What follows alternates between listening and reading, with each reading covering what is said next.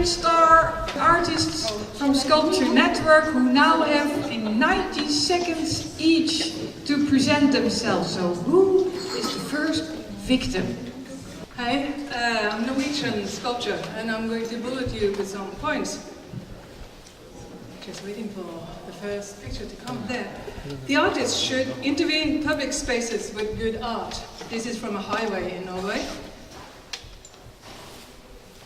The artist must dare to propose art projects outside the defined art world. This is inside a roundabout in a tunnel. The artist and her or his idea must be able to withstand a collaborative process to manage to fulfill projects. There are floating money for good art in the beginning of big projects and when the process is still running. Get them. The process for organizing public art is working too slow. It is often difficult to accomplish big art projects because the money chain has already passed. The art project should be comprehended as relevant in its settings. The art project should also dare to pick or tickle into the audience's feelings. The art project might be a humoristic comment to a certain situation. This is from a kindergarten called Trude.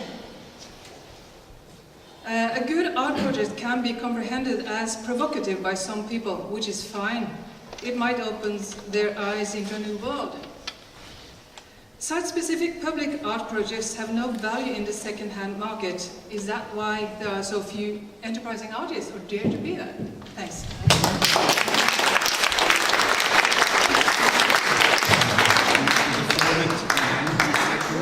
For me, it's a general issue. It's the power, it's the question how to take position in an artistic form in respect to given limitations of time, space, material, and especially the absence of words.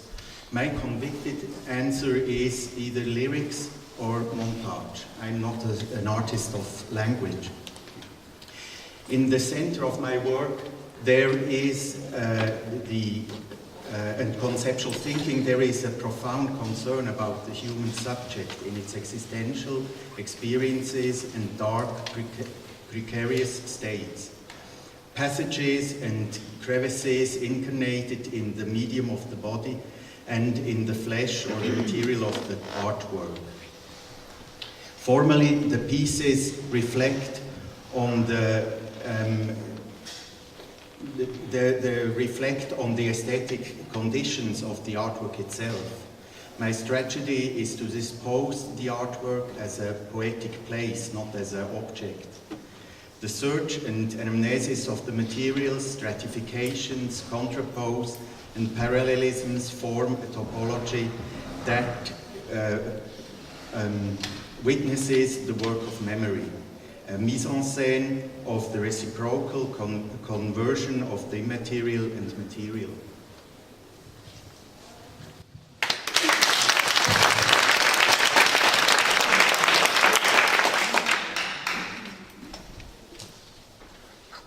Hi, my name is Jan Glissman and I love to hang with my sculptures high in the sky, and I want to tell you why. My creation describes the transformation of emotions into matter. This evolves through a mere physical character, and then by changing the energetic condition it turns into emotional and floating level. The process of creation is very intensive, although it only lasts a few milliseconds. This development describes a kind of metamorphosis into another existence, the transition from one condition into another. Such procedures attract humans, and these moments have a very powerful character. Then the reaching of the plug brings the redemption, and it comes to creation until the thing stands face to face with us in this moment. A simple block of clay is able to interrupt our feeling of confidence when it's lying between our common order and this fucking media culture, heavy in weight but filled with the lightness of their life. Where elements define a center and the outlines of existence become visible. How is our ego related to the materials of the earth? How strong is the bond between ego, earth and nature? My interest is to awake that dead material to live through an artificially initiated process, or rather it appears that something has happened with the material which apparently gets a living approach. At the beginning there's a drawing, with my feet in the clay and the head in the clouds, and at the end is a big, big, big, big bang.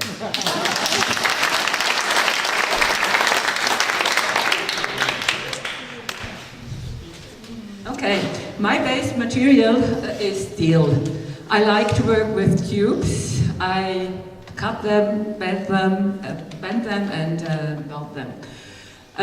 For years, the focus was on chromosomes. Here you can see my sculptures in Sculpture Park Illard in France.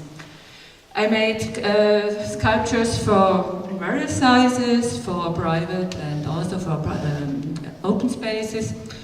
For the last years, my sculptures changed from a static to a more dynamic shape. So the newest one are like notes, and the notes they are not really easy to do, especially with steel tubes. I've done it with 2 or 3 steel tubes, so it's a difficult task and a hard work. In comparison to that not, I've done it with just with plastic material. I like to play also, and sometimes I like to have a time out of my steel environment. So I work more space specific.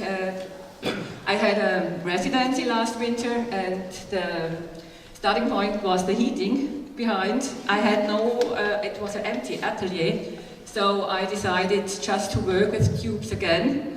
But, well, I didn't cut and weld or anything, I just put them together.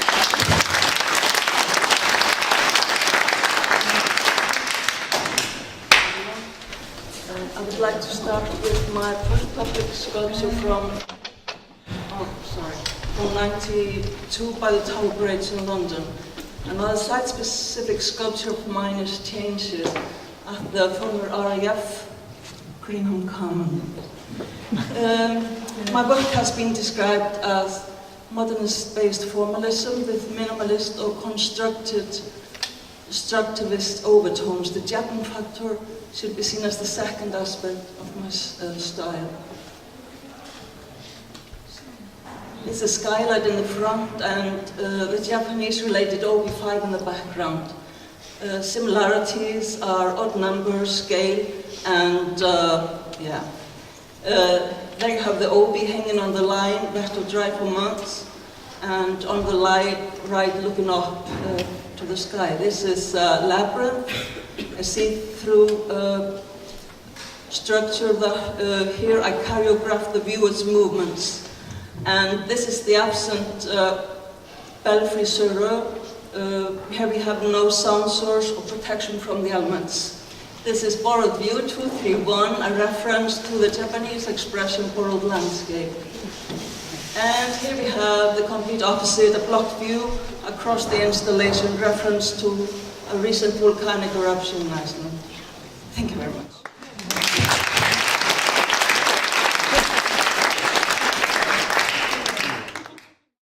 Why do I make portals? A portal is an entrance or a gateway. Most often we think of them as an entry to a building, but it could also be thought of as a metaphor, an entry to our center. Walking through my monumental portal sculptures could have several meanings. One could be to walk from ignorance through to knowledge. Another meaningful portal could be a labyrinth. A labyrinth is a path that was born to represent wholeness. Walking the labyrinth with others reminds us that we are all on the same path together, each in our own way. Harvard Medical Institute's Dr. Herbert Benson's research found focused walking meditations are highly efficient at reducing anxiety. I could use that now. And eliciting what Dr. Benson calls the relaxation response. This effect has significant long-term health benefits. There's no wrong way to walk a labyrinth. Walking a labyrinth can be thought of as a path to your soul. 6 of my portals are labyrinths, originally planned to be installed on the ground to walk with your feet. But soon I realized they could be installed in a vertical position to be walked with your fingers to receive the same benefits. I also discovered I could make 2- and 3-dimensional sculptures from the designs. My dreidel labyrinth sculpture won the Sculpture Award at exhibits in the National Arts Club and the Salman Rushdie Club, both prestigious New York City arts clubs. It's on exhibit at the City Hall of Boston, Texas right now, and will be on exhibit.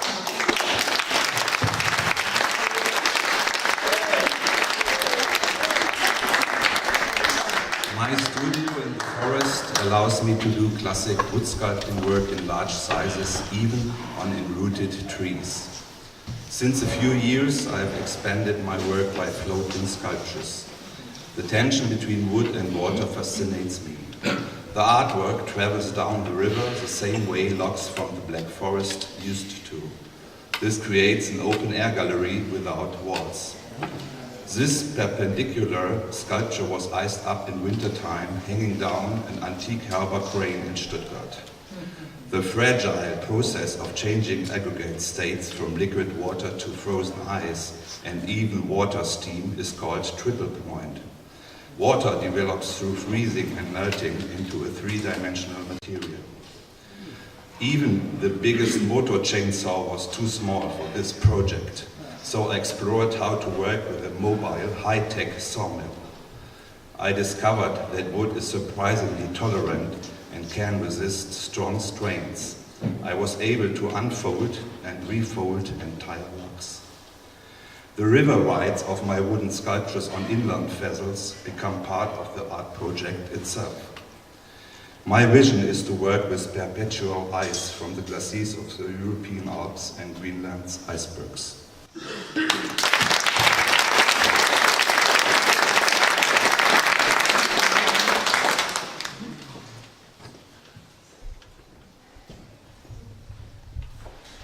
There is no plan. To me, life and art is like moving within a beautiful labyrinth. The labyrinth guides me and continuously allows me to choose my methods of working. Choose, say, between photography and wooden sculpture. It is a process of being committed while constantly asking myself whether I'm doing the right thing. At the same time, the labyrinth prevents me from seeing my destination. For me, this is an important aspect of the freedom of purpose in life and in art. There is no plan. And if there is something like fear, it is the fear of making the first cut. It's like, if I start now, I'm going to have to do it properly. I look at the trunk and I see the perfect figure. The instant when I bring my chainsaw to bear upon the wood, the vision of this perfect figure is destroyed or damaged. I can only keep it in my heart, and I have to trust that I can manage to transfer it into the trunk. There is no plan, and I'm happy in a labyrinth. Thank you.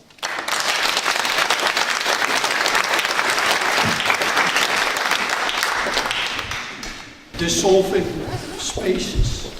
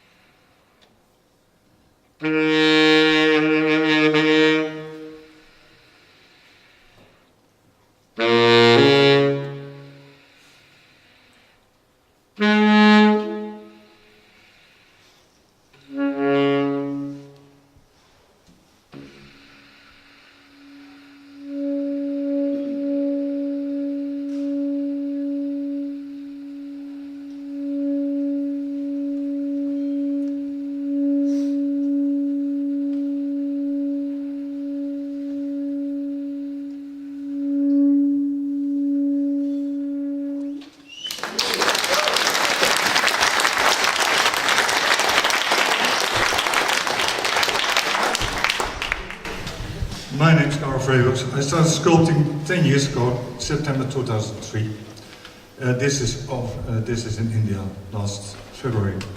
Today I want to talk to you about my latest sculpture, which was supposed to be proposed for a monumental sculpture of 2.5 meters in diameter. I started with this block and made in the diagonal of this block 2 crossing rings. First, 2 smooth donut-like rings were liberated. They had to be very precise in dimension and so on before I started to make twisting. There are 2 kinds of twistings inside this sculpture. One with hexagonal inside, which is over 540 degrees, and the other one with a pentagon inside, which is twisted over 450 degrees. First, the twistings were plotted on the stone, and then between the plotting, material was removed using various instruments. One of the things I most like in sculpture is the outcome on the end, the color, the forms. It's really amazing what the stone is giving you. And as an artist, I feel that I'm doing almost, that my artist being is almost like touching on madness. I have been working on this beautiful sculpture for more than 5 months, not knowing if it will ever be sold, not knowing if it will be commissioned afterwards. I must be crazy. I'm an artist.